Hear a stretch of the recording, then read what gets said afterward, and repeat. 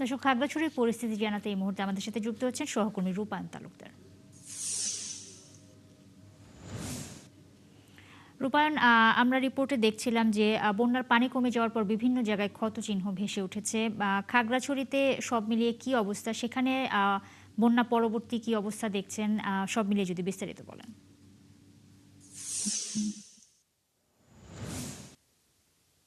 হ্যাঁ, নুসরাত, এই যে বিগত ৭-৮ দিন ধরে যে খাগড়াছড়িতে যে বৃষ্টি হয়েছিল, বৃষ্টির কারণে খাগড়াছড়ি মূলত নিম্ন এলাকা প্লাবিত হয়েছিল। এই নিম্ন এলাকা প্লাবিত হওয়ার পরে মূলত নিম্ন এলাকার যে মানুষজন বসবাস করছিলেন তারা খুবই কষ্ট ভোগ করছিলেন। আর খাগড়াছড়িতে মূলত হচ্ছে যে কৃষি জমিগুলো বেশি ক্ষতিগ্রস্ত হয়েছে, অর্থাৎ কৃষকরা বেশি ক্ষতিগ্রস্ত হয়েছেন।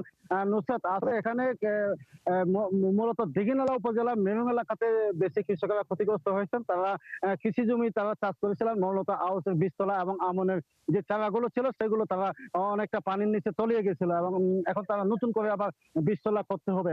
নুসরাত, আর এখানকার কৃষি বিভাগ যে বিষয়টি জানিয়েছেন সেটি হচ্ছে খাগড়াছড়িতে প্রায় ৩১৭ হেক্টর জমি, বিভিন্ন ধান্য জমি এবং ফসলি ক্ষেত ক্ষতি হয়েছে। এই ক্ষতি হয়েছে। আর ক্ষতি হওয়ার ফলে এখানকার কৃষকরা এখন বিশাল বিপাকে পড়েছেন।